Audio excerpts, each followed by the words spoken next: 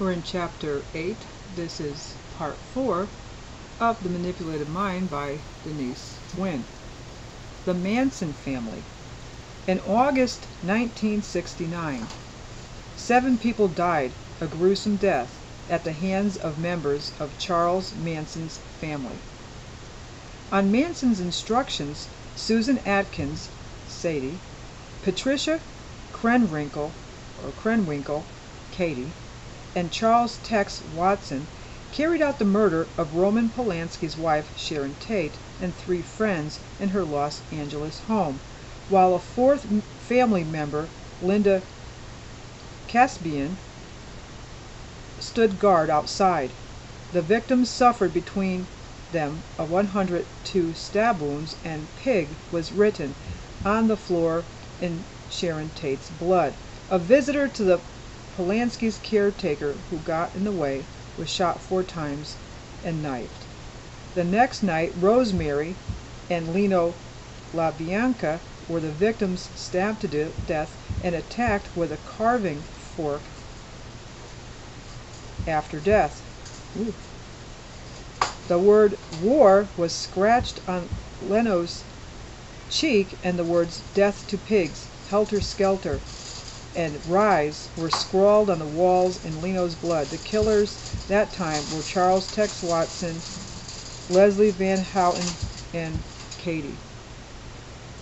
When Manson and his followers were finally brought to trial, the Manson women who had not been involved kept vigil outside the courthouse. When Manson carved an X on his forehead, all his women followed suit.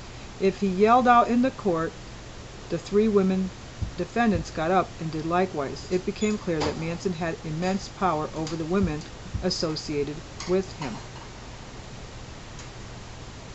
Vincent Bugliosi, the prosecutor, who later wrote the book of the case, Helter Skelter, with Kurt Gentry, commented on the Manson women. There was a little girl quality to them, as if they hadn't aged, but had been retarded at a certain stage in their childhood.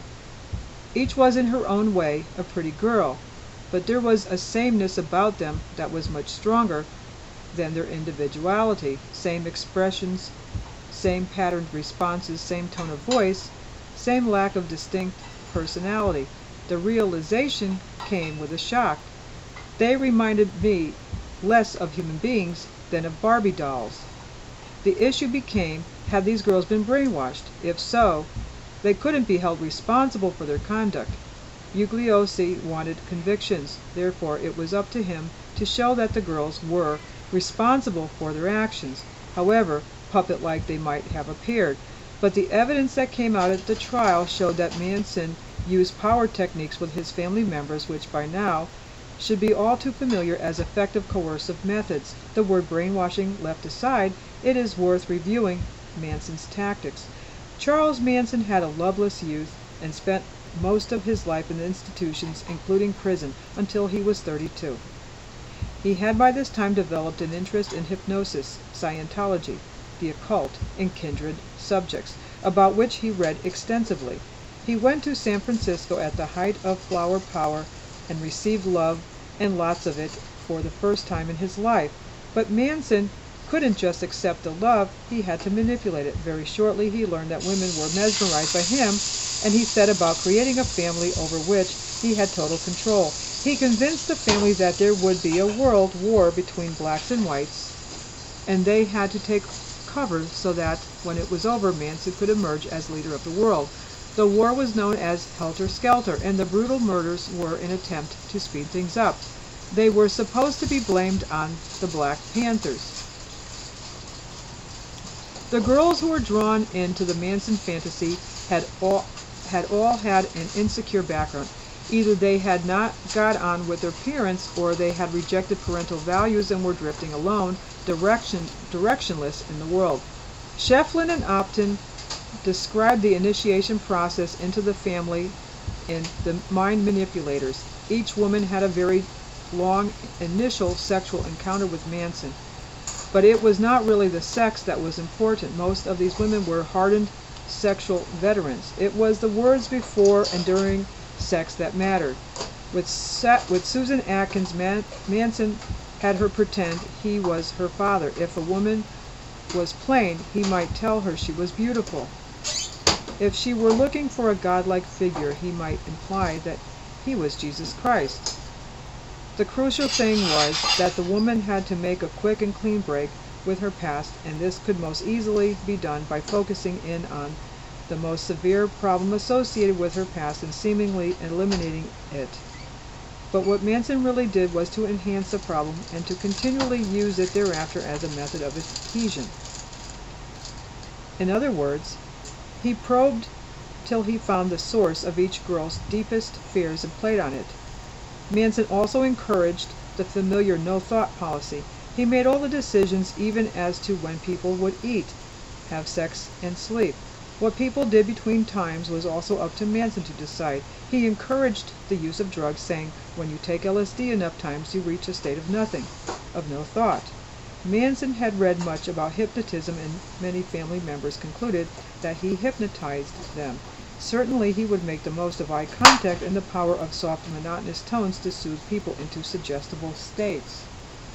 Shefflin and Opton quote one male ex-member who said he would talk to you in a soft, soothing voice, like someone lulling you to sleep, and even though he'd later suggest things that would seem impossible, yet you could not stop yourself even if you were in a straight world from going out and doing it. Every day, at every meal, Manson would reiterate his philosophies of life, indoctrination by the time-tested means of repetition. He knew well that, as they lived in seclusion as a family, his followers would receive no counter-information of any kind to conflict with the content of his own. He said it himself, they may not believe it 100%, but they can still draw opinions from it, especially if they have no other information to draw their opinions from. That's from Helter Skelter.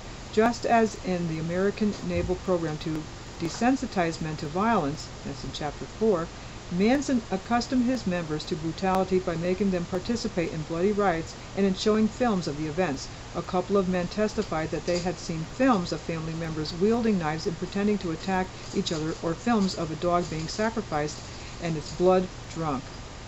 That's sick. While stirring up buried fears, exacerbating them with drugs, driving his followers to experience their deepest despair and uncertainty, all in the name of building their identities anew, Manson remained the friend, the source of comfort they could turn to, the one who understood. He was the one fixed point in a shifting world. But Manson wasn't always love, even to his women. He beat them, threatened them, kept them in a state of fear, which itself had holding power. Believing as they did in Helter Skelter, there was nowhere else for them to go for safety. Fear for their own future was Manson's ultimate weapon. It must be pointed out that the authors of The Mind Manipulators reject the idea that the Manson women were brainwashed, or that Mooney converts were either. They maintain that charisma was the power element involved, and the charismatic cults act as substitute families. It is no coincidence that charismatic cults so often refer to themselves as families. That is one of their main attractions. Where else in our society can a reluctant adolescent or post-adolescent put aside the anxieties of adulthood, regress to the total security of prepubescent childhood, and also be flattered that he is wise beyond his years? When one sees cult members accepting stultifying group pressures and demeaning discipline, it is tempting to suppose that they must have been brainwashed. But children, even terribly abused children, usually cling to their families, come what may. We suggest that the same dynamics hold devotees to their religious masters. And that's the end of this part. We're in Chapter 8, and we'll pick up in the next video.